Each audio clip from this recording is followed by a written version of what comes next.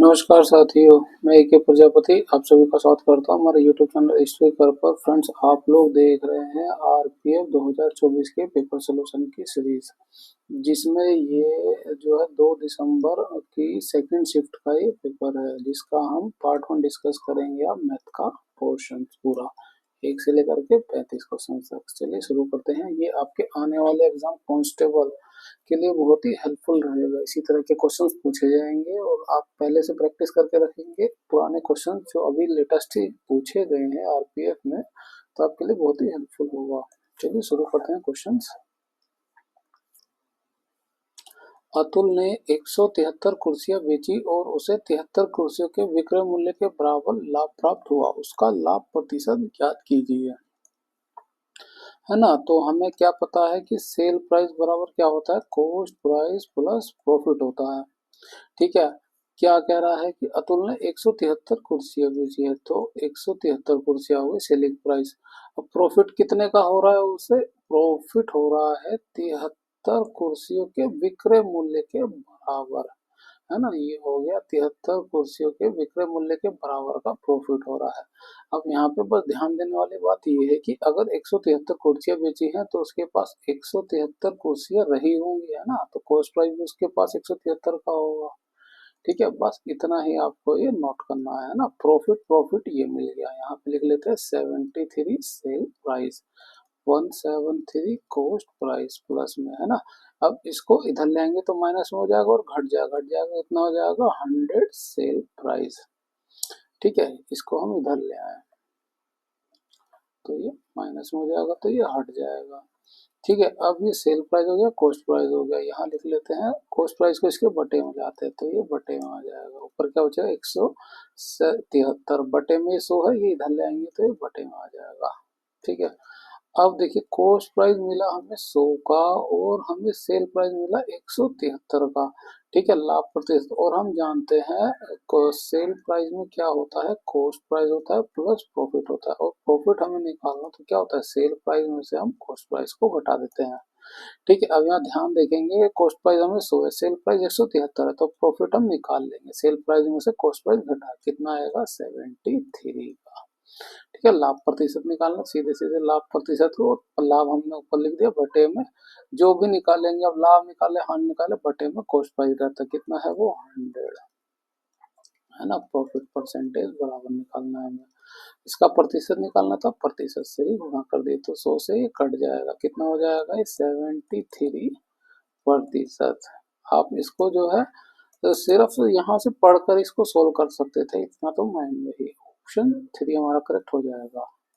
Next question, 18 centimetre व्यास वाले गोले का पृष्ठीय क्षेत्रफल ज्ञात कीजिए। व्यास 18 सेंटीमीटर है तो रेडियस कितना हो जाएगा 9 सेंटीमीटर का। ठीक है, पृष्ठीय क्षेत्रफल निकालना है गोले का। फॉर्मूला क्या होता है गोले के पृष्ठीय क्षेत्रफल का, 4 पाई आर का स्क्वायर होता है।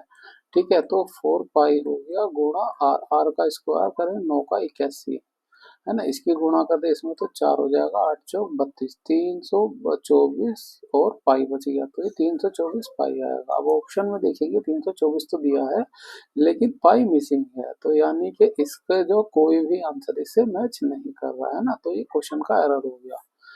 नेक्स्ट क्वेश्चन, एक व्यक्ति किसी निश्चित दूरी से 4 किलोमीटर की दूरी से 7 घंटे में तय करता है ना, 4 किलोमीटर प्रति घंटे की चाल से 7 घंटे में दूरी करता है। ठीक है, कुछ अतिरिक्त दूरी 2 किलोमीटर प्रति घंटे की चाल से 2 घंटे में तय करता है। तय की गई कुल दूरी के लिए औसत चाल ज्ञात कीजिए। औसत चाल बराबर क्या होता है, ये होता है कुल दूरी बटा कुल समय। कुल समय तो आपको पता ही चल गया, वो 7 घंटे यहाँ लिए और 2 घंटे यहाँ, कितना हो गया 9 घंटे हो गया। कुल दूरी और निकालनी, हमें पता है डिस्टेंस बराबर क्या होता है स्पीड इनटू टाइम, है ना। तो पहले केस से हम डिस्टेंस को निकाल लें, स्पीड है 4 किलोमीटर प्रति घंटे की, टाइम लग रहा है 7 घंटे का, तो कितना हो जाएगा 28 किलोमीटर, इसको यहाँ लिख देंगे। ठीक है, दूसरे से निकालें, ये d1 लिख लेते हैं, ये d2, तो स्पीड गुणा टाइम, स्पीड है 2 किलोमीटर की, टाइम है 2 का, तो कितना हो जाएगा 4 किलोमीटर। इसको इधर लिख लेंगे प्लस में। तो कुल दूरी हमें मिल गई कितनी, 32/9। इसको भाग करेंगे तो ये 9×3 = 27 हो जाएगा, 3 बार परफेक्ट जाएगा और 5 शेषफल बचेगा। तो 3 सहित 5/9। चेक करें, 3 सहित 5/9, ऑप्शन 1 हमारा करेक्ट हो जाएगा। नेक्स्ट क्वेश्चन, एक वर्गाकार खंड का क्षेत्रफल ये दिया हुआ है, भूखंड की प्रत्येक भुजा की लंबाई ज्ञात कीजिए, है ना। अब भूखंड में वर्गाकार भुजा है तो प्रत्येक भुजा जो है ए ही होगी उसकी, और उसका एरिया क्या हो जाएगा, है ना, वो हो जाएगा A²। उसकी वैल्यू दी है 15876। ठीक है। अब आप इसको या तो ऑप्शन से भी कर सकते हैं कि आपको भुजा है ना, प्रत्येक भुजा, अब भुजा देखिए ये हो सकती है, या ये होगी, या ये होगी, या होगी, है ना, जो भी हो। देखिए अब लास्ट में यूनिट डिजिट को पकड़िए ना, 6 की 6 से गुणा करेंगे तो 6 ही आएगा, है ना। इसमें करेंगे 6 से 6 तो आएगा, है ना। तो ये हो सकता है, ये हो सकता है। अब 8 की 8 से गुणा करें तो 4 आएगा। तो ये भी नहीं हो सकता और ये भी नहीं हो सकता। अब दो ही पॉसिबिलिटी बनी है, या तो आप इसका वर्गमूल निकालिए। कैसे, इस तरह से 15876 लास्ट से जोड़े बनाइए और इसका वर्गमूल निकालिए। या दूसरा तरीका ऑप्शन से हो गया, है ना। ऑप्शन से हमने दो तो एलिमिनेट कर दिए, दो बचे। अब दो में से किसी एक की भी गुणा कर लीजिए, है ना। मैं 126 की गुणा करता हूँ, जो भी आपको कंफर्टेबल लगे। तो 6 की 6 से गुणा करेंगे, 6 आएगा और 3 बचेगा। 6 दूनी 12 और 3 15। बस दो डिजिट तक गुणा करिए, कितना हो गया, 15 का 5 हासिल है। इसका हम आगे गुणा करने की जरूरत नहीं है, इसको करें गुणा तो क्या हो जाएगा, 6 दूनी 12, है ना, 12 का 2 हासिल है। इसके आगे गुणा करने की जरूरत नहीं है। अब इसकी इससे गुणा करेंगे तो यहाँ दो डिजिट तक तो कोई वैल्यू जुड़ेगी नहीं, तो अब इनको जोड़े, लास्ट डिजिट 6 आएगा और 5 में 2 जोड़ेंगे 7 आएगा। तो लास्ट में आएगा 76, जो हमारा इसमें आ रहा है। तो ऑप्शन 1 हमारा यहाँ से पूरी तरह से करेक्ट हो जाएगा। मान लीजिए हमने ये ऑप्शन पकड़ा था, हमने इसकी गुणा करी, हमें ये डिजिट ना मिलता, तो यानी कि हमारा दूसरा ऑप्शन यही सही होता है। क्यों, हमें पहले ही कंफर्म हो गया कि या ये होगा या ये होगा, तो दूसरे को भी करके देखने की कोई जरूरत नहीं थी। ठीक है। नेक्स्ट क्वेश्चन, प्रिया और आयुषी ने मिलकर एक व्यवसाय में 45,600 का निवेश किया। वर्ष के अंत में 7500 रुपए के लाभ में प्रिया का हिस्सा जो है 1800 है। आयुषी ने कितना निवेश किया है ये बताना है। अब प्रिया का हिस्सा है ना, टोटल लाभ ये हुआ जिसमें प्रिया का हिस्सा ये है, इसमें से आयुषी का जो हिस्सा है वो निकाल लें। पूरा ना लिख रहा हूँ मैं, तो 7500 के जो लाभ हुआ था उसमें से 1800 लाभ तो प्रिया को मिल गया। इसमें से घटा दे तो कितना बचेगा, 15 में से 8 जाएगा तो 7 बचेगा, है ना। और ये क्या हो जाएगा, 7 6 हो जाएगा, 6 में से 1 जाएगा 5, 5700। आयुषी का हिस्सा हुआ 5700। निकालना क्या हमें, आयुषी ने निवेश कितना किया, है ना। तो हम इसका रेशो निकाल लें। आयुषी का हिस्सा है 5700 और टोटल हिस्सा कितना है, या आप ऐसे लिख सकते हैं, ऐसे ब्रैकेट में बटे में लिखे ना। जो आपको निकालना है, आयुषी का हिस्सा निकालना है, तो आयुषी का प्रॉफिट लाभ कितना हो, 5700 का। कुल कितने लाभ में से, 7500 में से। ठीक है, ये 7500 है। और निवेश कितना था, टोटल निवेश था 75,600। बस ऐसे कर सकते हैं आप, नहीं तो आप रेशो बनाइए इनका। 5700 का रेशो जो है आयुषी का हो गया, और 1800 का रेशो जो है किसका हो गया, ये प्रिया का हो गया। यहाँ से आप रेशो निकालिए और इन दोनों का जो रेशो आएगा, मान लीजिए ये x आता है और ये y आता है, और x प्लस y को जोड़ देंगे तो ये वैल्यू हो गई, है ना। और निकालना हमें x की वैल्यू का, तो बटे में x के रेशो से भाग कर देंगे ना, बटे में x, तो आयुषी का मिल जाएगा आपको। या आप डायरेक्ट उसके प्रॉफिट को लिखिए, बाहर घूम फिर के आप निकाल रेशो ही रहे हैं, है ना। अब देखिए ये 2 जीरो से ये 2 चला गया। अब क्या करें, 25, है ना, इससे भाग करें 19 से, ये 3 बार में चला जाएगा। और 3 से, है ना, 3 से भाग करूँगा तो 19 बार में चला जाएगा, और 3 से ये 25 बार में चला जाएगा। अब क्या करें, ऊपर नीचे 4 की गुणा कर दे, तो 4 की गुणा इधर करो, 4 की इधर करेंगे तो ये 25 के 100 हो जाएगा, जिससे ये कैंसिल हो जाएगा। ठीक है। अब यहाँ पे देखिए गुणा करके तो 9 6 6 6 की गुणा 4 से करें, कितना हो जाएगा, 6 चौक 24 आएगा, 4 आएगा। 9 चौक कितना होता है, 36, है ना। यूनिट डिजिट कोई पकड़े, 9 चौक होता है 36, डिजिट आएगा 6। लास्ट में। यहाँ देखेंगे इसमें नहीं है 6, इसमें नहीं है, इसमें नहीं है, केवल इसमें है, तो ऑप्शन 3 हमारा करेक्ट हो जाएगा। आप कैलकुलेशन से इसी तरह से बच सकते हैं, है ना, टाइम भी बच जाएगा और आप जो है जल्दी आंसर भी निकाल पाएंगे। 8 संख्याओं का औसत जो है ये दिया है, इनमें से 5 संख्याओं का औसत जो है 16 दिया है, शेष 3 संख्याओं का औसत ज्ञात कीजिए। अब 8 संख्याओं का औसत 20 है, तो 8 संख्याओं का योग कितना हो जाएगा, 20 गुणा 8 हो जाएगा। अब उसमें से मैं 5 संख्याओं का योग निकाल दूं, कितना आएगा, 16 गुणा 5 आएगा। अब 8 में से 5 संख्याओं के योग को निकाल दूं तो 3 संख्याओं का योग बचेगा, और मैं उसे 3 से भाग कर दूं तो मुझे 3 संख्याओं का औसत मिल जाएगा। 3 संख्याओं का, बस आप इसको सोल्व कर लीजिए, डायरेक्ट इसकी गुणा भी कर सकते हैं, बहुत सिंपल है। 8 दूनी 16, 160 हुआ, 16 पंचे 80, घटाएंगे तो कितना हो जाएगा ऊपर 80, बटे में कितना आएगा 30, 3 है, 3 से भाग करेंगे, 3 दूनी 6 हो जाएगा, और ये 2 जीरो, 3 6 18 हुआ। अब 2 बचेगा, अब हर बार 20 ही 2 ही बचता रहेगा, तो 6 6 6 ऐसे ही चलेगा, तो 26.67 2 डिजिट तक दिया हुआ है, ऑप्शन 4। नेक्स्ट क्वेश्चन, एक खोखले गोलाकार खोल में जो है 6 ग्राम प्रति सेंटीमीटर क्यूब घनत्व वाली धातु से बनाया गया है ना, खोखले गोलाकार खोल को, जिसकी आंतरिक त्रिज्या और बाहरी त्रिज्या जो है 2 सेंटीमीटर और 4 सेंटीमीटर। हमने बाहरी त्रिज्या को मान लिया वो R1 है, और आंतरिक त्रिज्या को मान लिया R2 है, तो R1 की वैल्यू कितनी हो गई 4, है ना, ये बाहरी त्रिज्या और ये आंतरिक त्रिज्या, ये हो गई 2। ठीक है, खोल का भार ज्ञात कीजिए, यहाँ डेंसिटी दी है, और हम जानते हैं m बराबर होता है v गुणा डी। v क्या है, वॉल्यूम, d क्या है, डेंसिटी, है ना। हमें द्रव्यमान निकालना है या भार, जो कि केजी में है ना, तो भार निकालना है तो डेंसिटी, वॉल्यूम की गुणा डेंसिटी से करनी होगी।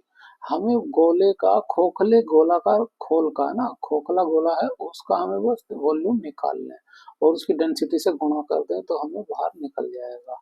अब खोखले गोलन के लिए फॉलो क्या है, 4/3, वही सिंपली 4/3 पाई आर की क्यूब। अब यहाँ आंतरिक और बाहरी त्रिज्या है, तो R1 का क्यूब माइनस R2 का क्यूब कर दीजिए, गुणा डेंसिटी से गुणा, कितनी है 6 ग्राम, है ना, 6 ग्राम पर सेंटीमीटर है, और ये रेडियस जो है सेंटीमीटर में दी है, तो जो वैल्यू आएगी हमारी वो आएगी ग्राम में, क्यों 6 ग्राम है, पूछा गया है किलोग्राम में है, बस आप इस बात को ध्यान रखिए। तो हमें 1000 से भाग करना होगा, चलिए इसे हम लास्ट में भाग करते हैं ना, वैल्यू को रख दे 4/3 पाई, पाई रखना है 22/7, तो हम इसे 22/7 रख देते हैं। R1 का क्यूब करूँ, 4 का क्यूब क्या हो जाएगा 64 हो जाएगा, और 2 का क्यूब क्या हो जाएगा 8 हो जाएगा। बाहर गुणा थी 6 से, तो 64 में से 8 को घटाएं कितना आएगा, ये आ जाएगा 56 हो जाएगा। ठीक है, मैं इधर लिख लेता हूँ 4/3 गुणा 22/7 गुणा 56 गुणा 6 हो जाएगा ये। ठीक है, 7 से भाग करते हैं, 7 से ये 8 बार में चला जाएगा, 3 से ये 2 बार में चला जाएगा। ठीक है, और गुणा कर सकते हैं, 8 दूनी 16, और इसमें से भी 2 को निकाल लें तो ये भी 8 हो जाएगा, है ना, तो क्या बचेगा 11 गुणा 8, 8 गुणा 8, तो 4 दूनी 8 हो गया, और ये 8 गुणा 2 है, 8 गुणा 2 था, बस को हम थोड़ा सिंप्लीफाई कर दिया। अब 18 64 होता है, 64 दूनी 128 होता है, 128 की 11 से गुणा करें तो 128 ऐसे हो जाएगा। जोड़ेंगे क्या आएगा 8 8 2 10, 2 3 और 1 4 हो जाएगा, और 1, ये वैल्यू आई हमारी ग्राम में, आंसर क्या दिया केजी में, तो हम 1000 से भाग कर देंगे, कितना हो जाएगा ये 1.408। चेक करें आंसर, ऑप्शन 3 हमारा करेक्ट हो जाएगा 1.408। देखिए यूनिट डिजिट हर जगह काम भी नहीं करेगा, क्यों, जैसे जब 2 से 1 से ज्यादा ऑप्शन होंगे तो हमें थोड़ी बहुत गुणा भी करनी पड़ेगी। नेक्स्ट क्वेश्चन करते हैं, एक व्यक्ति एक व्यू पॉइंट तक पैदल जाता है और अपनी कार से स्थिर चाल बनाए रखते शुरुआती बिंदु से वापस आता है ना, ये मान लेते हैं यहाँ से जो है ये व्यू पॉइंट हो गया, है ना, ये ए हो गया, ये बी हो गया, तो यहाँ से यहाँ तक जाता है वो पैदल, ठीक है, पैदल गया और वापिस आया कार से।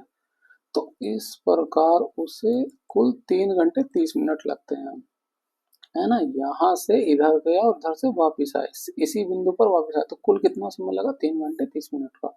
कैसे लगा, जब वो एक रास्ता पैदल किया और वापसी जो है कार से करी, तो उसे 3 घंटे 30 मिनट लगे, ठीक है। दोनों तरफ कार से यात्रा करने पर 3 घंटे कम समय लगता है, तो जब दोनों तरफ इधर भी कार से चला जाए और वापस भी कार से आ जाए तो उसे 3 घंटे कम लगता है, तो 3 घंटे कम लगेगा तो 30 ही मिनट लगेगा उसे, ठीक है।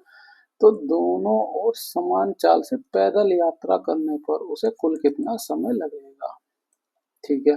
तो देखिए सी प्लस सी हो गया, तो कार से कितना समय लगेगा, एक साइड से लगेगा 15 मिनट, है ना, दो कार हो गया, भाग करेंगे तो 15 हो जाएगा।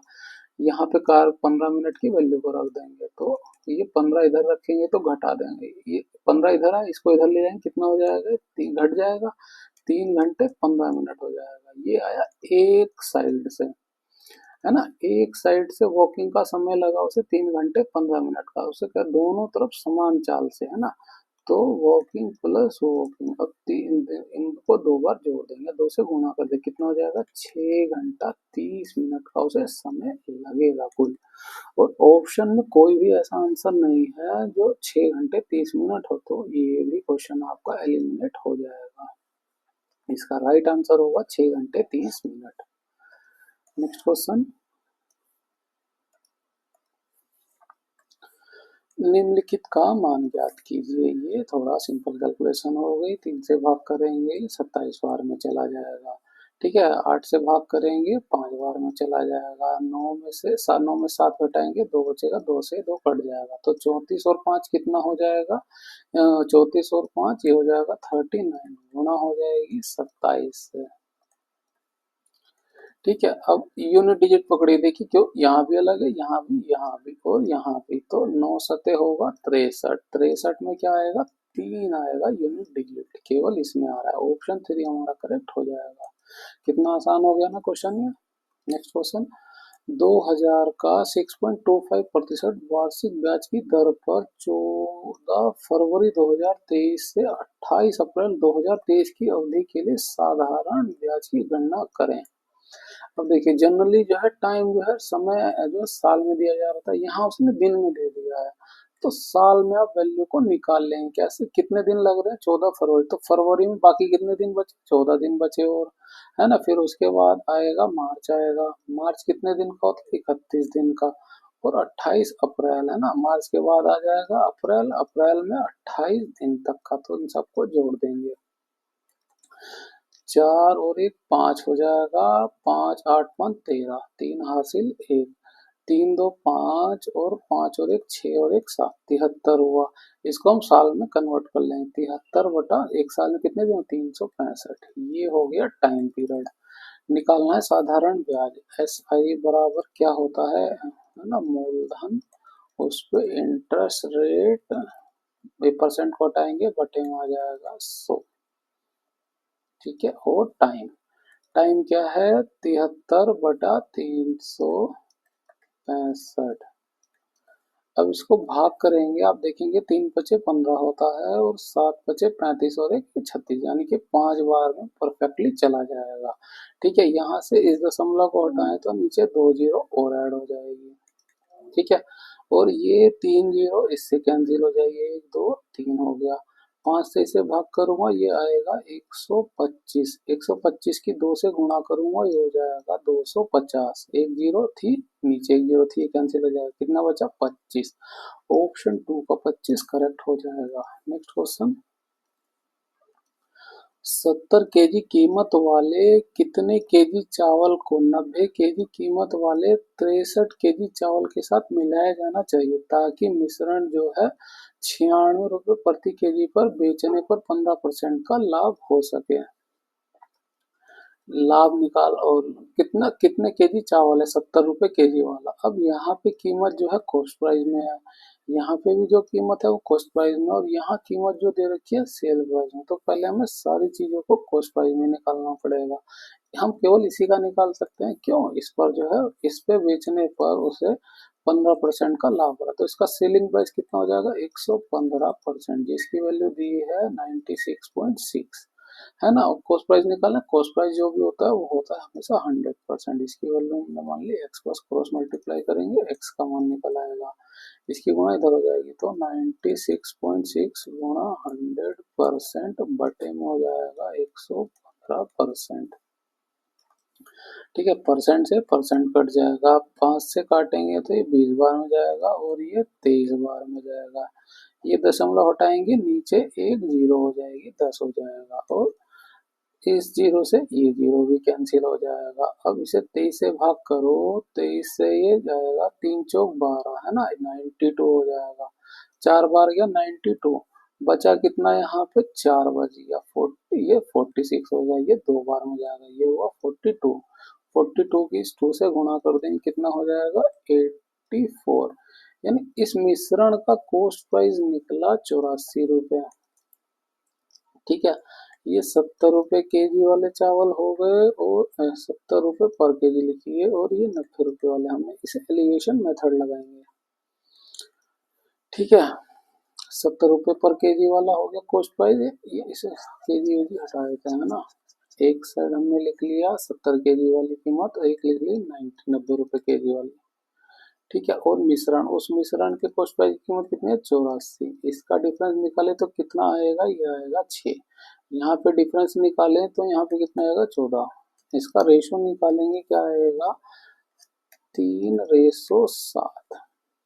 ठीक है, ये 90 रुपये केजी वाले चावल कितना है, 63 है, या इसको ये नीचे ही लिख लेते हैं, ये 63 हो गया, तो ये कितना गुना है, 9 गुना है, 9 सत्ते 63 तभी होगा, तो सेम इस 9 की गुणा इसमें भी कर दें, है ना, 9 तिया कितना हो जाएगा, 27, यानी कि 70 रुपये केजी वाला चावल कितना मिला हुआ है, 27 केजी। ऑप्शन जो है 1 हमारा करेक्ट हो जाएगा। नेक्स्ट क्वेश्चन, सेल के दौरान राघव ने 50 रुपये अंकित मूल्य की एक नोटबुक 78% छूट पर और 100 रुपये अंकित मूल्य की एक पेन को 8% की छूट पर खरीदा है। सेल के कारण उसे कितने रुपए की बचत हुई, है ना? अब जो है, जितने परसेंट की छूट मिलेगी उसे उतने रुपए की बचत हो जाएगी। अब 100 का 8% निकालूंगा तो यहाँ से मिला उसे 8 रुपए की बचत हुई, और 50 का 78% निकालूं, परसेंट को हटाऊं बटे में, है ना, 50 से 2 बार में चला जाएगा, 2 से इसे भाग करें, 2 तिया 6 हो जाएगा, और 2 नी 18, 39 रुपए की बचत, यहाँ से भी 8 रुपए की, इधर से तो जोड़ दें, कितना हो जाएगा, कुल उसे होगी 47 रुपए की बचत। ऑप्शन 2 मेरा करेक्ट हो जाएगा। नेक्स्ट क्वेश्चन, 8 संख्याओं का औसत, सेम वैसे ही क्वेश्चन आ गया, 8 संख्याओं का औसत 20 हो गया, 5 संख्याओं का औसत हो गया 12, शेष 3 संख्याओं का औसत 82 कीजिए, है ना। 8 संख्याओं का कुल कितना योग हो जाएगा, 20 गुणा 8 हो जाएगा, उसमें से मैं 5 संख्याओं का योग निकाल लूं, कितना हो जाएगा, 12 गुणा 5, है ना। तो 8 संख्याओं के योग में से 5 संख्याओं का योग निकाल दो, 3 संख्याओं का योग बचेगा, और मैं 3 से भाग कर दूं तो उसका औसत निकल के आ जाएगा, है ना। 3 संख्या का औसत ये हो गया, बस इसको अब हमें सोल्व करना है।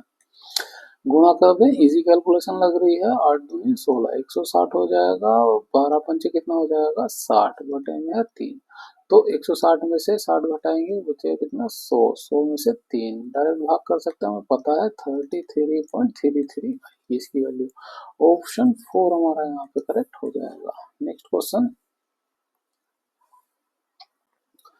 ये थोड़ा सा कैलकुलेटिव क्वेश्चन हो गया। वर्ष के प्रथम 3 महीनों में प्रांजल की प्रति माह औसत जो है 19,008 रुपये है। ठीक है, प्रथम 3 महीने तो क्या, जनवरी, फरवरी और मार्च की कुल कितनी आय हो जाएगी, 19,008 गुणा 3, है ना, औसत दिया तो 3 से गुणा करिए, 3 महीने की आय निकल गई कुल। अप्रैल में उसकी आय प्रथम 3 महीने की औसत का जो है 50% है, और अप्रैल की आय क्या है, जो है प्रथम 3 महीने की औसत का जो है 50% है, तो ये 19,008 का 50% अधिक। जब अधिक या कम हो तो 100 में, आप अधिक हो तो 100 में जोड़ दीजिए और कम हो तो 100 से घटा दीजिए। कितना हो जाएगा? 150% हो जाएगा। 100 जोड़े परसेंट को हटाएंगे तो बटे में 100 हो जाएगा। इसको हम भाग करेंगे 150 से, 2 बार में चला जाएगा, 3 बार में। ठीक है, इसको हम सिंप्लीफाई कर लेते हैं, काट लेते हैं। कितना हो जाएगा ये? दो नीम 18 हो जाएगा, 2 पंचे 10 हो जाएगा, 1 0 और 4 गुणा 3। इसको हम बाद में गुणा कर लेंगे। ठीक है, ये हो गया जनवरी फरवरी मार्च की कुल आयु, कुल इनकम हो गई, और ये अप्रैल की इनकम हो गई। ठीक है, यदि पूरे वर्ष में उसकी प्रति माह औसत आय ये है ना, कुल औसत आय कितनी है? 99,708। तो कुल ये औसत है इसका हम कुल आय को निकाले, 12 महीने की कुल आय, तो 12 से हम गुणा कर लेंगे। तो मई से दिसंबर है ना, जनवरी फरवरी मार्च और अप्रैल का दिया हुआ है, और मई से दिसंबर तक का पूछा गया है। 4 महीने का दिया हुआ है, बाकी के बचे हुए 8 महीने का पूछा जा रहा है। प्रांजल की प्रतिमा औसत ज्ञात कीजिए, है ना। तो ये हुई 12 महीने की आय। इसमें से जो है मैं ये 3 महीने की आय को निकाल दूं, 19,008 गुणा 3, और ये अप्रैल महीने की भी आय को निकाल दूं, 9,504 गुणा 3। तो ये कितने ही महीने की ये बचेगी? 8 महीने की आय बची, है ना। 8 महीने की आय का आय हो गई, कुल आय हो गई। अब मैं 8 से भाग कर दूं तो उसका औसत भी निकल के आ जाएगा। ठीक है, 8 से भाग करें, 8 से मैं इसे भाग करता हूँ, तो ये 8 एकम 8 हो जाएगा, 8 दूनी 16 हो जाएगा, 3 7 बच रहा है ना। और 8 चौक 32 हो जाएगा, 8 चौक हुआ 32। अब कितना बचेगा? 5 0, 8 छिंग 48, अब 2 8 बचेगा। अब पूरा पूरा नहीं जा रहा है तो हम इसको थोड़ा सा और सिंप्लीफाई कर सकते हैं। कैसे? इस तरह से कि मैं इसको डिवाइड कर लूँ 2 पार्ट में, है ना। 8 से ये तो नहीं जाएगा, तो हम इसको इसको कैलकुलेट करते हैं ना। 4 से भाग करूँ, 4 से 3 बार में चला जाएगा। ठीक है, और 2 बच गया, 2 से हम इसको भाग कर देते हैं। 2 से भाग करूंगा तो 2 चौके 8 हो जाएगा, और 2 नीम 18 हो जाएगा, और 2 अठे 16 हो जाएगा, 2 पंचे 10, और ये 4 हुआ। ठीक है, अब 8 के इससे भाग कर देते हैं। या तो देखिए ये तरीका होगा, आप पूरी की पूरी कैलकुलेट करिए, इसको हटाइए और फिर 8 से भाग कर दिए, या आप डायरेक्ट 8 से भाग कीजिए। हर इंडिविजुअल को फिर आपको 8 से भाग करना ही पड़ेगा। ठीक है, इसको भाग करता हूँ, डेफिनेटली पूरे का पूरा ही जाएगा, क्योंकि पूरी वैल्यू दशमलव में नहीं है। तो 8 दूनी 16 हो गया, 3 0 हुआ, 8 8 तिया 24 हुआ, है ना। कितना हो जाएगा? अब 6 0 हो जाएगा, और 8 सते 56 हो जाएगा, 4 8 8 छिंग 48, ये पूरे का पूरा चला गया। ठीक है, 8 से इसको भी भाग करेंगे, 8 एकम 8, ये 15 हुआ। 8 से दूनी 16 नहीं होगा, तो 8 से फिर से एक बार में जाएगा, है ना। कितना हो जाएगा? 7 7 0, 9 सते 63 होगा, 9 8 45, 8 छिंग 8 सते 56, 8 सते 56, 8 बटू 64, 8 बार में जाएगा, ये 64 हुआ। अब ये 6 बच रहा है और 4 बच रहा है, और ये 8 बटू 64 हो जाएगा। ठीक है, अब बस इसको आपको सोल्व करना। अब देखेंगे आप यहाँ पे यूनिट डिजिट फिर से सब में अलग अलग है, तो बस आप वही करिए, है ना। क्या हो गया? 4 तिया हो गया 12, यूनिट डिजिट आएगा 2, माइनस करिए, 6 तिया आएगा 18 का 8, यूनिट डिजिट माइनस करिए, और 8 तिया 24, ये यूनिट डिजिट आएगा 4। ठीक है, ये कितना हुआ? 8 4 12 हुआ, इसका यूनिट डिजिट आया 2, है ना। और ये प्लस वाला था, तो 2 में से 2 को घटाएंगे।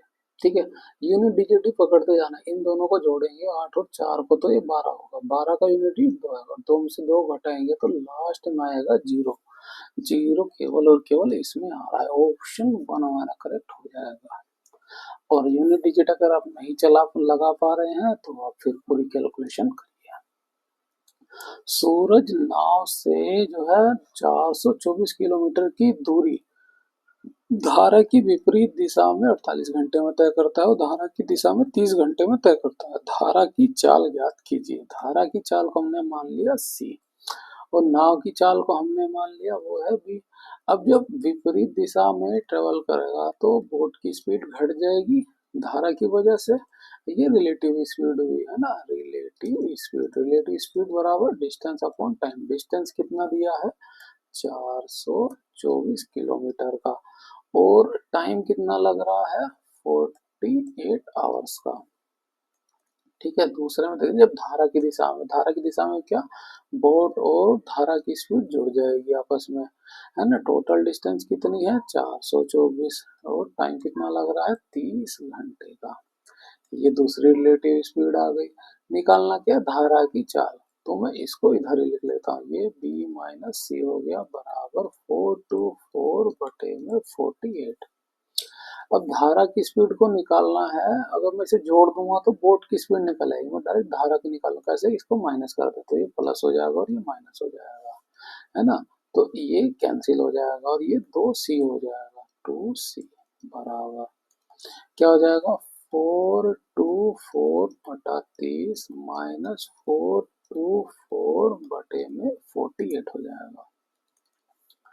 ठीक है, 424 को हम कॉमन ले लेंगे, 424 अंदर कितना हो जाएगा 1/30 माइनस 1/48।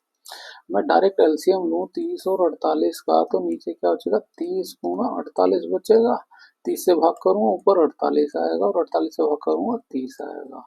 बाहर कितना है 424, ये 2c था। 424 को इसको 2c को हटा लेते हैं, इसे भाग करेंगे 2 1 2 हो जाएगा, ये 2 1 2 हुआ, इसकी गुणा। इसको इसमें से घटाएंगे कितना हो जाएगा 18, यहाँ लिख लेते हैं 212 गुणा 18 बटे में कितना हो जाएगा 30 गुणा 48। बस इसको सोल्व कर दी, 6 से भाग करेंगे 3 बार में चला जाएगा और ये जो है 6 पंचे 30 हो जाएगा। ठीक है, और 3 से इसे भाग करें, ये 3 एकम 3 3 6 18 16 हो गया। ठीक है, 16 से इसे डायरेक्ट भाग दे देते हैं, 16 एकम 16 हो जाएगा और क्या बचेगा 5, है ना। 16 इसमें से घटाएंगे 21 में से 5 बचेगा और ये 2 हुआ, 16 दूनी 32, 16 तीन 48, 4 बचेगा। अब दशमलव में आएगी 4, जीरो कर लेते हैं, है ना। 16 दूनी 32 हो जाएगा, 8 बचेगा और अब जीरो 8 पंचे 40 हो जाएगा। तो ये हुआ 13.25, नीचे है 5, यहाँ लिख लेते हैं 13.25 बटे में आ रहा है 5, ऊपर नीचे 2 की गुणा कर देते हैं तो ये 10 हो जाएगा। ठीक है, 10 हो जाएगा तो ये भाग करेंगे 1.325 गुणा 2, इसकी गुणा कर दें 25 दूनी 50, 3 दूनी 6 और ये 2 हो जाएगा तो 2.65। ऑप्शन जो है हमारा 1 करेक्ट हो जाएगा। नेक्स्ट क्वेश्चन, मूल्यांकन कीजिए।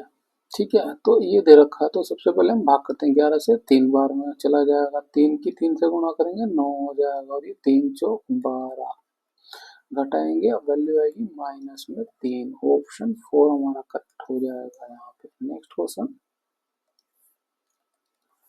एक लंबवृत्तीय शंकु और एक लंबवृत्तीय बेलन की ऊंचाई का अनुपात ये दिया हुआ है। शंकु को हम मान लेते हैं कि वो 1 है और बेलन को मान लेते हैं कि वो 2 है ना। जो भी चीज को रिप्रेजेंट करेंगे वो 1 होगा शंकु के लिए, यानी अब ऊंचाई लें h1 और h2।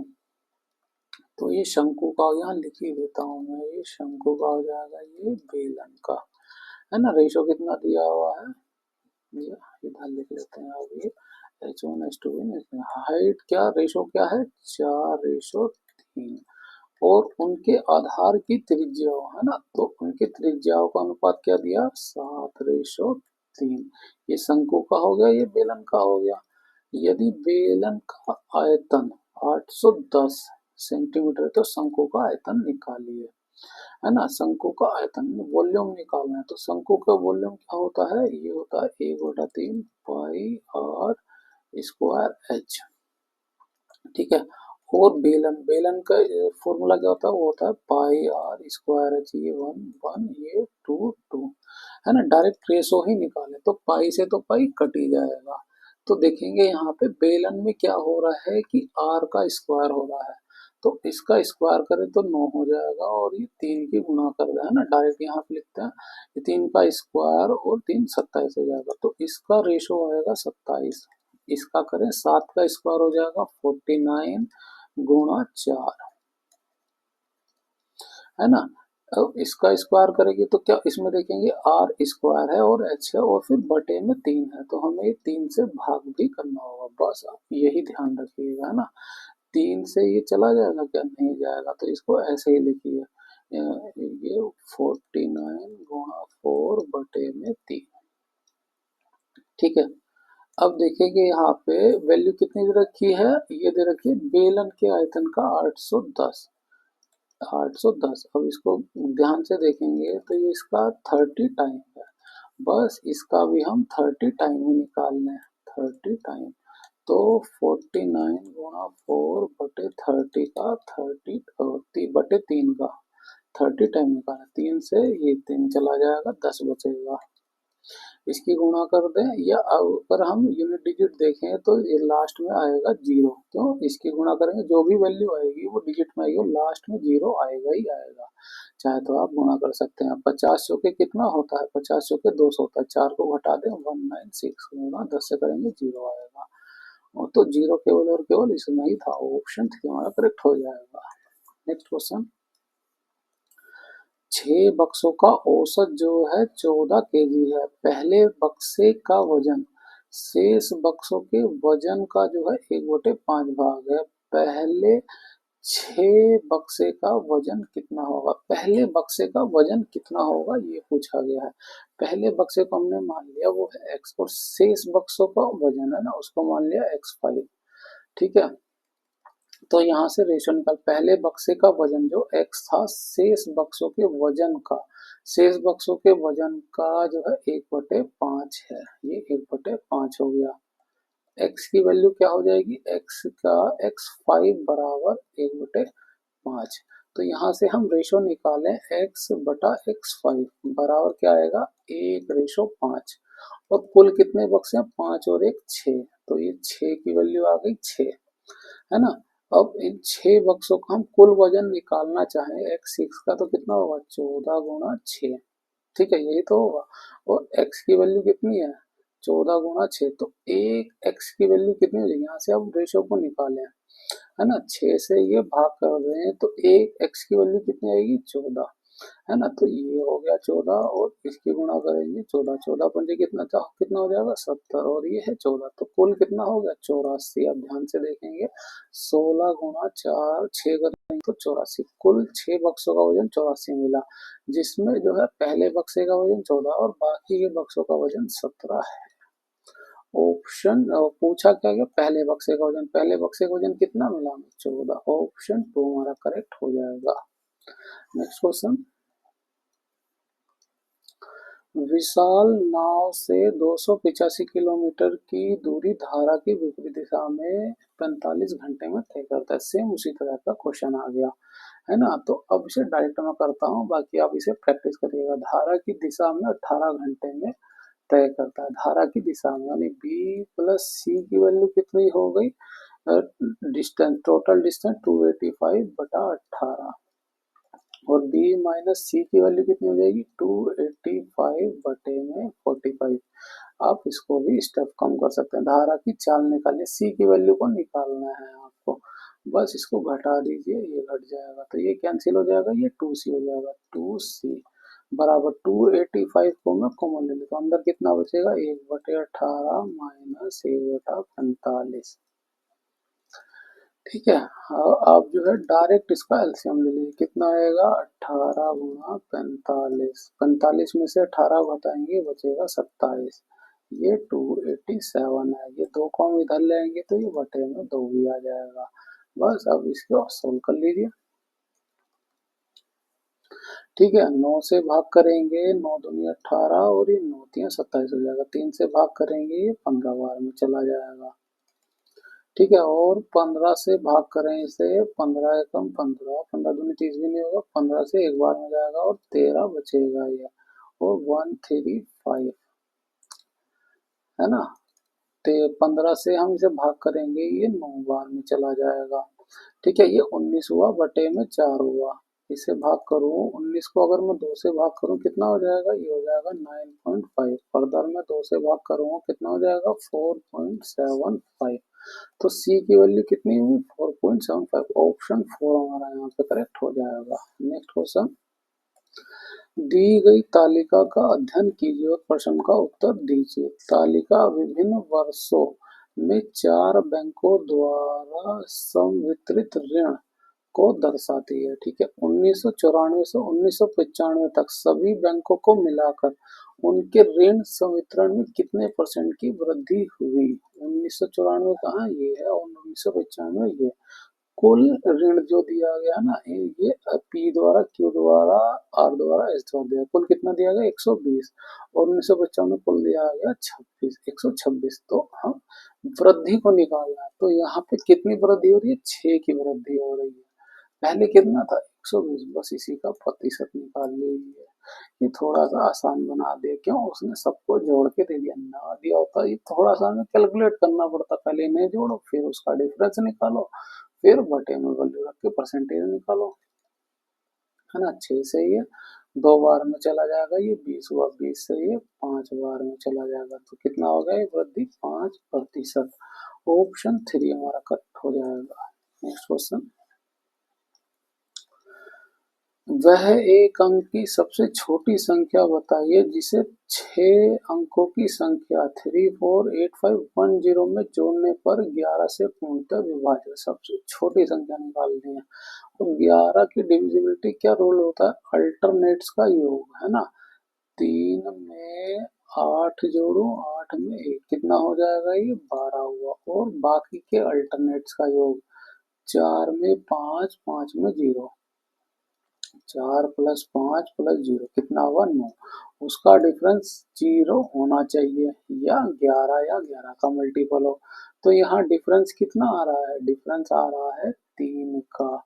तो बस वही 3 उस संख्या में जोड़ा होना, सबसे छोटी संख्या यानी कि 3 यहाँ पे जोड़ा होना चाहिए।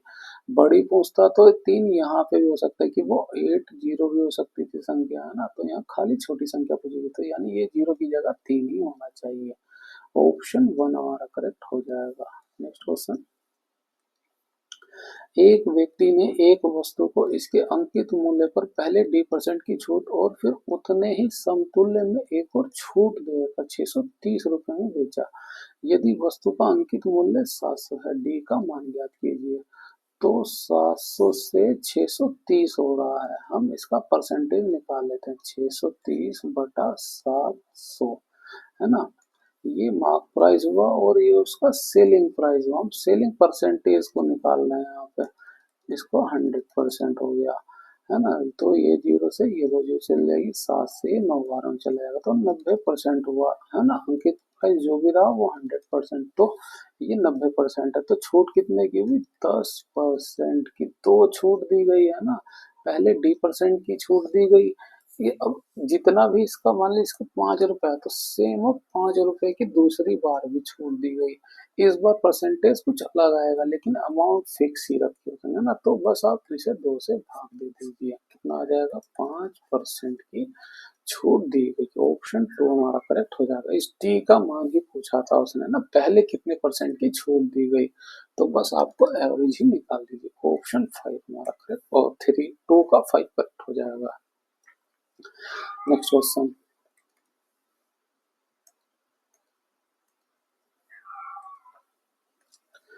एक बैंक अर्धवार्षिक आधार पर गणना करके 4.48% वार्षिक चक्रवर्ती ब्याज प्रदान करता है ना।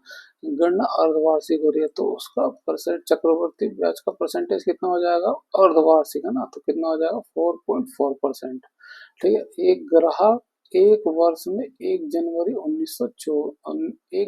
को 1924 और 1 जुलाई को 1924 रुपए, है ना, दोनों बार 1924 रुपए जमा करता है। वर्ष के अंत में उसे ब्याज के रूप में कितनी राशि प्राप्त होगी, है ना। तो 1 जनवरी को उसने 1924 रुपए जमा किए और फिर उसके 6 महीने बाद ही तो 1 जुलाई आई, 1 जुलाई को उसने फिर से 1924 जमा किए, है ना। ये 6 महीने का गैप हुआ। पूछ रहा है वर्ष के अंत में, है ना, यानी कि वर्ष का अंत यानी अगली जनवरी आ जाएगी वो, है ना। तो डिफरेंस कितना हुआ, 6 महीने का, है ना। अब आप ध्यान से देखेंगे इस अमाउंट पे तो जो है एक बार ही लगेगा ब्याज, है ना। डायरेक्ट इस पे जो 4.4% निकलेगा, है ना। क्यों, 1 साल का ही जब रह जाता है अर्धवार्षिक निकालना ना, तो एक ही अर्धवार्षिक हुई यहाँ पे, तो यहाँ पे चाहे एसआई निकाले या चक्रवर्ती निकाले एक ही वैल्यू आएगी। लेकिन यहाँ पे उसे दो अर्धवार्षिक, एक अर्धवार्षिक ये हुई और एक अर्धवार्षिक ये हुई, यहाँ पे एसआई और सीआई ही निकलेगा। और दो के लिए सीआई के लिए फॉर्मूला क्या होता है, इस तरह की आप टेबल को बनाइए, ठीक है। इस टेबल को याद रखिए, बहुत जगह काम आएगी। ये जो वर्टिकल पोर्शन होता है सीआई का होता है और ये सीआई माइनस एसआई होता है, ठीक है। पूरी पूरी टेबल ये सीआई की होती है, ठीक है। अब पहले साल जो है सीआई और एसआई एक ही रहता है, तो 1924 पर 4.4% का ब्याज लगेगा। 1924 गुना 4.4%, परसेंट को हटाएं बटे में आ जाएगा 100, ये दशमलव को हटा दें वो भी आ जाएगा बटे में 100।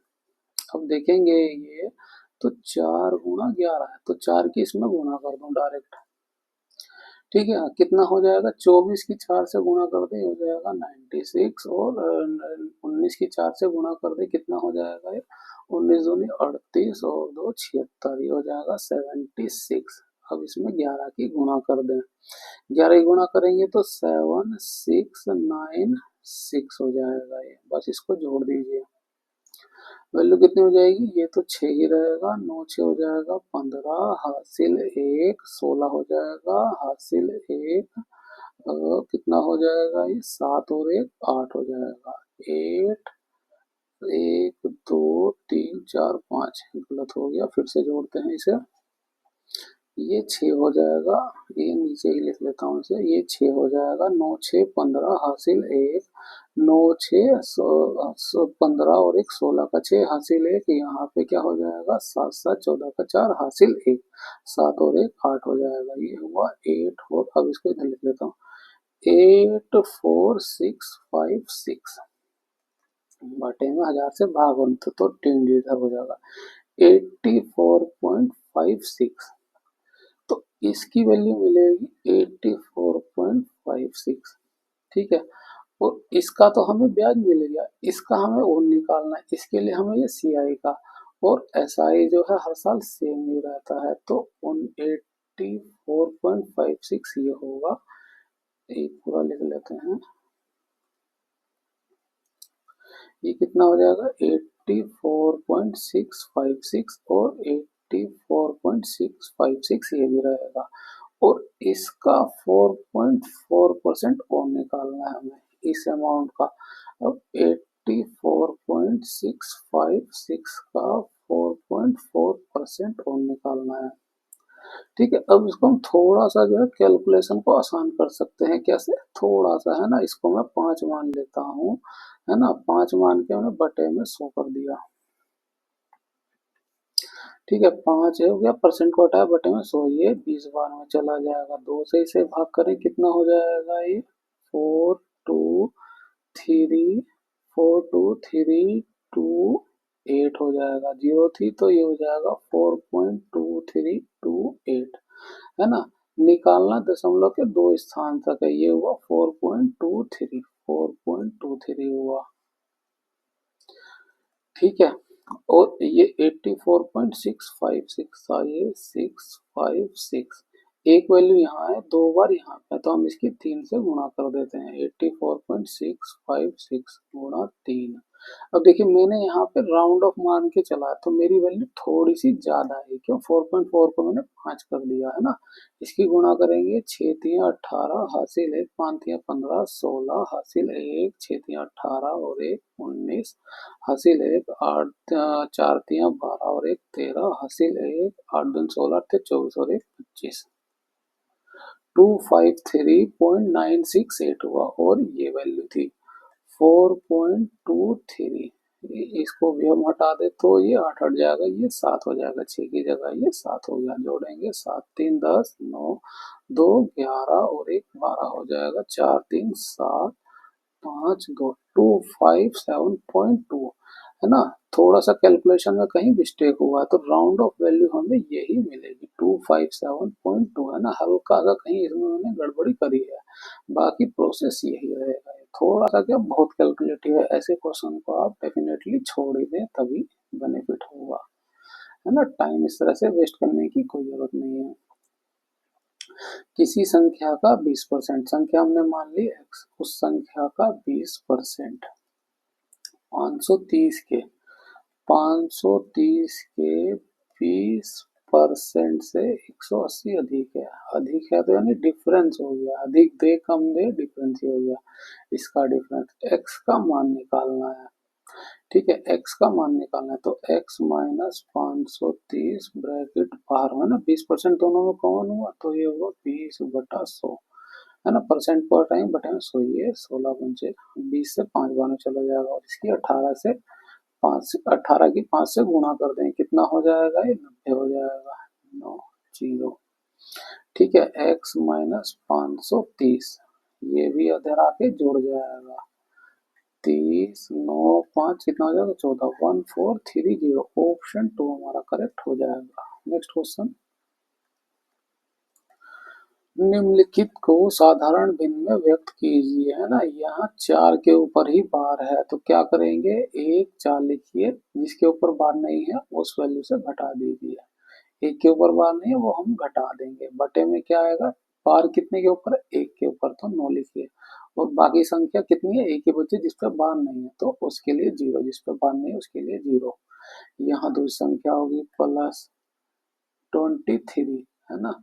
तो 23 लिखना है, उसमें जिसमें बार नहीं है उस वैल्यू से घटा देंगे, तो 2 से घटाया, बटे में क्या हुआ 9 और 0। इसको सोल्व कर लेंगे, है ना। 90 90 है तो आधार सेम है तो इन दोनों को जोड़ देंगे, कितना हो जाएगा, 3 और 1 4 और 2 और 1 3, तो 34/90, ये 2 है, +2, तो इसको क्या लिख सकते हैं, 2 सही 34/90 भी लिख सकते हैं आप, है ना। 2 पीछे लिखा हुआ तो इसको आगे लिख सकते हैं, 2 + 34, और उसको हम सिंप्लीफाई करके इस तरह से लिख सकते हैं डायरेक्टली, 2 सही 34/90, ऑप्शन 3 हमारा यहाँ पे करेक्ट हो जाएगा। नेक्स्ट क्वेश्चन, एक गांव की जनसंख्या 1,30,000 थी, पहले वर्ष 10% की वृद्धि हुई, ये जनसंख्या 1,30,000 की, ठीक है। तो पहले साल 10% की वृद्धि हुई, तो पहले जो भी रही 100% 10% की वृद्धि हो गई, वो 110 हो जाएगा, ये हो गया। परसेंट को हटाएंगे, बटे में हो जाएगा 100, ये पहले वर्ष हुई वृद्धि। फिर दूसरे वर्ष 30% की वृद्धि हुई, अब ये हमें निकल गया, है ना। पहले वर्ष की हमें ये मिल गई जनसंख्या, अब उसके अगले वर्ष का निकालना, अब 30% की वृद्धि हुई तो 100% में जोड़ दीजिए, 130 हो जाएगा, बटे परसेंट को बटे में 100। 2 वर्ष बाद जनसंख्या को निकालना है, बस कैलकुलेट कर दीजिए, ये 0 से ये 0 हो गया, इस 0 से ये 0 हो गया, और इन 2 0 से ये 2 0 हो गई, ठीक है। ये 13 है, ये 13 है, गुणा करें कितना हो जाएगा, 169, इसकी 11 से गुणा कर दें तो क्या हो जाएगा, 169 हो जाएगा, 9 9 9 6 कितना हो जाएगा, 15, 6 7 और 1 8 हो जाएगा, 1859, 2 0 बच गई, 2 0 लगा देंगे, कितना हो जाएगा, 1859, 1859 और 2 0, ऑप्शन 2 हमारा करेक्ट हो जाएगा। नेक्स्ट क्वेश्चन, निम्नलिखित का मान ज्ञात कीजिए, भाग कर लेते हैं, ये 7 से 2 बार में चला जाएगा, है ना। ये गुणा और ब्रैकेट के अंदर का सोल्व करेंगे, 5 में से 3 जाएगा, 2 बचेगा, 2 से 2 गया, ये वाली 14, प्लस 6 से भाग करेंगे, 6 से एक बार में जाएगा, और ये 24 हुआ, 6 चौक 24, 14 14, ये हुआ, कितना हो गया 28, 28 की 2 से गुणा कर दें, कितना हो जाएगा 56, 56, ऑप्शन 4 हमारा करेक्ट हो जाएगा। नेक्स्ट क्वेश्चन, सुनैना और रीमा एक व्यवसाय में 3:8 के अनुपात में निवेश करते हैं, यदि कुल लाभ जो है ये हो रहा है, सुनैना और रीमा की प्राप्त लाभों में कितना अंतर है ना। जो रेशो में अंतर होगा वही उनका वास्तविक अंतर मिलेगा हमें, कितना अंतर आ रहा है, 5 का, ठीक है, कुल का दे रखा है तो बटे में कुल का ही रेशो वैल्यू को लिखिए। 8 और 3 कितना हो जाएगा, 11 गुणा 39/7। ठीक है, अब 11 से इसे भाग करेंगे, 11 तिया 33 हो जाएगा, 6 2 हुआ, 11 बचे 55 है ना, 55 घटाएंगे तो 7 बचेगा, 7 लास्ट में, तो 11 से 70, 7 बचे 35, लेकिन सब में ही 5 है तो हमें पूरी गुणा करनी पड़ेगी, है ना। 7 बचे कितना हो जाएगा, 357 गुणा 5, 7 बचे 35 का 5 हासिल, 3 बचे बचे 25, 3 28 का अब 2 हो जाएगा, 5 3 15 और 2 17, 1785, ऑप्शन 4 करेक्ट हो जाएगा। नेक्स्ट क्वेश्चन, यदि समान ब्याज दर पर 2 वर्ष में साधारण ब्याज 30 रुपए और चक्रवर्ती ब्याज 66 रुपए, तो मूलधन ज्ञात कीजिए। चक्रवर्ती ब्याज आ गया तो 2 साल के लिए, तो ये टेबल बनाइए, ये 2 साल के लिए टेबल होती है। ये क्या होता है, ये एस आई होता है, ये सी आई माइनस एस आई होता है। ठीक है, और ये पूरे का पूरा सीआई होता है, और इसके बाहर जो वैल्यू होती है वही मूलधन होती है, बस आप इस बात को ध्यान रखिए। ठीक है, अब क्या कह रहा है, ये एसआई हो गया, और 2 साल का जो है साधारण ब्याज दे रखा है 60 रुपए, और एसआई तो हर साल सेम ही रहता है, तो कितना हो जाएगा, 2 से भाग कर देंगे 30, यानी हर साल एसआई रहा 30। ये एसआई का कॉलम, तो पहले साल 30, अगले साल भी 30 रहा होगा।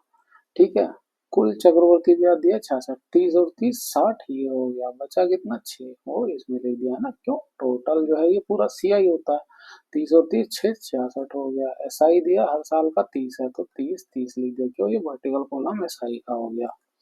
ठीक है, अब देखिए मूलधन निकालना है, अब देखेंगे 16 का ये 6 का ये 5 गुना है, तो 30 का 5 गुना कर देंगे, जो जैसे ही बाहर वैल्यू आएगी वो मूलधन होती है, 3 बचे 15, 150 रुपए वो मूलधन है, ऑप्शन 1 हमारा करेक्ट हो जाएगा। नेक्स्ट क्वेश्चन, निम्नलिखित को साधारण भिन्न में व्यक्त कीजिए, कर देते हैं। अब देखिए बार कितने डिजिट पर है, 13 पर है, और जिसके ऊपर नहीं है वो हम घटा देंगे, तो घटाएंगे 0 से 0 ही आएगा। 2 संख्याओं पर बार है तो बटे में 2 बार 9 आ जाएगा, 1 पर बार नहीं है तो 1 0 आ जाएगी, प्लस इसमें ऐसे ही करना है। 2 संख्याओं के ऊपर बार है 32, है ना, दशमलव से पहले ऐसी कोई संख्या नहीं जिस पर बार ना हो, तो सब पे बार है तो कुछ भी नहीं घटाना है। 2 संख्याओं के ऊपर बार है तो बटे में 99 हो जाएगा। इसको सोल्व करेंगे, ये हुआ 13/990 प्लस 32/9। एलसीएम ले लेते हैं, बेस समान कर लेते हैं, 10 की इधर गुणा 10 की इधर गुणा, ये हो गया 990। बेस समान हो गया है, अब क्या करें, दोनों को जोड़ दें, 320 प्लस 13 को जोड़ दें, कितना हो जाएगा, 333, बटे में कितना था, 990। इसको सिंप्लीफाई करें, 3 से भाग करेंगे, 1 1 1, और बटे में आ जाएगा, 3 से भाग किया तो 3 3 0, 1 1 1 3 3 0, ऑप्शन 1 हमारा करेक्ट हो जाएगा। नेक्स्ट क्वेश्चन, नेहा और काजल का व्यवसाय में 4:9 के अनुपात में निवेश करते हैं, कुल लाभ जो है 5590 का होता है। नेहा और काजल को प्राप्त लाभों में अंतर कितना है, दोनों का लाभ ये दिया, अंतर कितने का आ रहा है, 5 का, कुल लाभ कितना हो जाएगा, 9 4 13, है ना। कुल लाभ की वैल्यू कितनी है, 5500, जिस वैल्यू को निकालना है उसको आपको ऊपर लिखना है, ध्यान रखिए। 13 से भाग करें, 13 तिया 39, और कितना हो जाएगा, 13 चौके 52 हो जाएगा, ना 3 9 हुआ, 13 तिया 39, इसकी इससे गुणा कर देंगे, कितना हो जाएगा, 5 तिया 15 हासिल 1, 5 चौक 20 और 1 21, 215, एक जीरो थी ये भी लगा देंगे, 2150, ऑप्शन 4 करेक्ट हो जाएगा। नेक्स्ट क्वेश्चन, निम्नलिखित का मान ज्ञात कीजिए, इसका भी समान है, इसका समान है, इसका समान है, तो सीधे सीधे आप ऊपर वैल्यू को जोड़ लीजिए, 4 और 1 5, 5 3 8, कितना हुआ, 8/6 प्लस 4/12 और -1।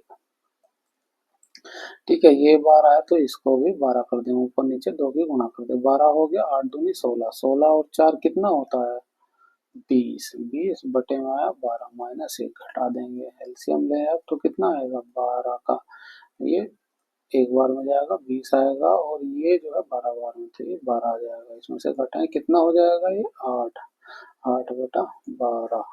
ऑप्शन जो है 3 हमारा करेक्ट हो जाएगा। नेक्स्ट क्वेश्चन दिया गया है कि ये जो है 2 की पावर 0.83 बराबर x है, और 2 की पावर 0.09 y है। x की पावर z बराबर y की पावर 5 है, तो z का मान ज्ञात करना है हमें। x की वैल्यू हमें दे रखी है, क्या दे रखी है, 2 की पावर 0.83 इसमें रखना है हमें, और इसकी पावर क्या है, z है, ये z हो गया। ठीक है, बराबर y, इसमें y की वैल्यू को रख दें, क्या है, y की वैल्यू 2 की पावर 0.09, इसके बाहर थी 5। ठीक है, अब ब्रैकेट को हटाएंगे, इसकी गुणा इसके साथ हो जाएगी। अब दोनों में देखेंगे बेस समान है, तो बस पावर को एक साथ हम लिख लेंगे। ठीक है, बेस समान है तो पावर बराबर हो जाएंगी। अब इसमें क्या हो जाएगा, 0.83 जेड हो जाएगा, गुणा लिखते हैं वरना कंफ्यूजन हो जाए, बराबर 9 बचे 45, क्या हो जाएगा 0.0, ये हो जाएगा 0.45। जेड की वैल्यू को निकालना है, 0.45 बटे में 0.83। अब अगर एग्जैक्टली आप देखें तो ये वैल्यू छोटी आ रही है, अगर मैं इसको बढ़ा के 0.9 कर दूं तो इसे एग्जैक्टली 2 बार में चला जाता है, और ये वैल्यू आती 0.5, लेकिन ये कम है, तो यानी ये वैल्यू 0.5 से थोड़ी सी ज्यादा आएगी, थोड़ी सी ज्यादा है ना, थोड़ी सी ज्यादा। 0.5 किसमें है, वो है इसमें, ऑप्शन 2। बाकी सारी वैल्यू दूर दूर है, पूरा कैलकुलेट करने की जरूरत यहाँ भी नहीं पड़ी। नेक्स्ट क्वेश्चन, निम्नलिखित में से कौन सा भिन्न सबसे बड़ा है, सबसे बड़ा भिन्न निकालना है। अब इसको हम सिंप्लीफाई करें तो 3 से ये 2 बार में चला जाएगा, और ये 3 बार में, और इसको हम जानते ही हैं, ये हो जाएगा 0.66। ठीक है, इसको हम भाग करें 7 से, ये एक बार में जाएगा, और ये 7 एकाउंट 7 दूनी 14, 1/12 हुआ। और एक 12 को क्या लिख सकते हैं, 1/4/3, और 1/4 की वैल्यू को हम जानते हैं 0.25 होता है। इसको फर्दर हम भाग करें, इसको हम 24 मान ले तो ये 8 बार में चला जाएगा, है ना, तो क्या वैल्यू है 0.08, ये तो सबसे छोटी संख्या ही मिलेगी हमें डेफिनेटली। ठीक है, अब इसमें देखते हैं, इसको देख लेते हैं, ये 55 है और यहाँ 88 है, इसमें 2 की गुणा कर दें और इधर 2 की गुणा कर दें, कितना हो जाएगा 110।